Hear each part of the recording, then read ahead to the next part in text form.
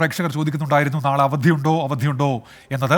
പാലക്കാട് ജില്ലയിൽ നിന്ന് ഇപ്പോൾ വരുന്ന ഒരു വാർത്തയിലേക്കാണ്. പാലക്കാട് ജില്ലയിൽ വിദ്യാഭ്യാസ സ്ഥാപനങ്ങളുടെ അവധി ഈ മാസം 8 വരെ നീട്ടിയിട്ടുണ്ട്. താപനില 39 ഡിഗ്രി സെൽഷ്യസ് വരെ ഉയരാൻ സാധ്യത ഉള്ളതിനാൽ ജില്ലയിൽ യെല്ലോ അലർട്ടും പ്രഖ്യാപിച്ചു. ഈ സാഹചര്യത്തിലാണ് നിയന്ത്രണങ്ങൾ തുടരാൻ ഇപ്പോൾ തീരുമാനിച്ചിരിക്കുന്നത്.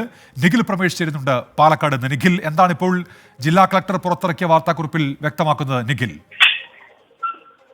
ഇന്നേക്ക് പാലക്കാട് ജില്ലയിൽ മെയ് 6 മുതൽ 8 വരെ ഉയർന്ന താപനില 39 ഡിഗ്രി വരെ ഉയരാൻ സാധ്യതയുള്ളതിനാൽ കേന്ദ്ര കാലാവസ്ഥാ വകുപ്പ് മഞ്ഞ അലർട്ട് പ്രഖ്യാപിച്ച സാഹചര്യമുണ്ട്.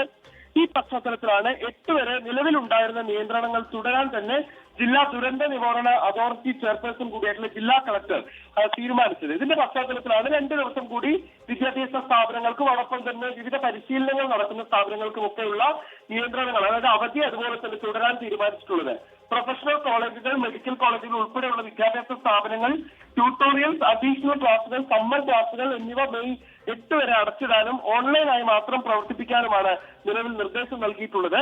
അതോടൊപ്പം തന്നെ കായിക പരിപാടികൾ, പരേഡുകൾ എന്നിവ രാവിലെ 11 മണി മുതൽ 3 മണി വരെ നടത്താൻ പാടില്ല എന്നും നിർദ്ദേശം നൽകിയിട്ടുണ്ട്. പൊതുജനങ്ങൾ സംസ്ഥാന ദുരന്ത നിവാരണ അതോറിറ്റിയുടെ നിർദ്ദേശങ്ങൾ കൃത്യമായി പാലിക്കണമെന്നത്, പാലിച്ചില്ലെങ്കിൽ കർശനമായിട്ടുള്ള നടപടികൾ ഉണ്ടാകുമെന്നും ജില്ലാ ഭരണകൂടം അറിയിക്കുന്നുണ്ട്.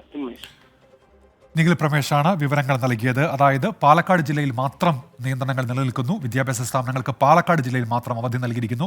അതെന്തുകൊണ്ട് പാലക്കാട് ജില്ലയിൽ മാത്രം എന്നാണ് പ്രേക്ഷകർ ചോദിക്കുന്നത്. അവിടെ താപനില 39 ഡിഗ്രി സെൽഷ്യസ് വരെ ഉയരാൻ സാധ്യതയുണ്ട്. ആ സാധ്യതയെ മുൻനിർത്തിയാണ് പാലക്കാട് ജില്ലയിൽ മാത്രം അവധി നൽകാനുള്ള തീരുമാനം. ജില്ലാ കളക്ടറാണ് ഇപ്പോൾ ആ അവധി നൽകിക്കൊണ്ടുള്ള നിർദ്ദേശം അത് താഴെത്തട്ടിലേക്ക് ഇപ്പോൾ എത്തിച്ചിരിക്കുന്നത്.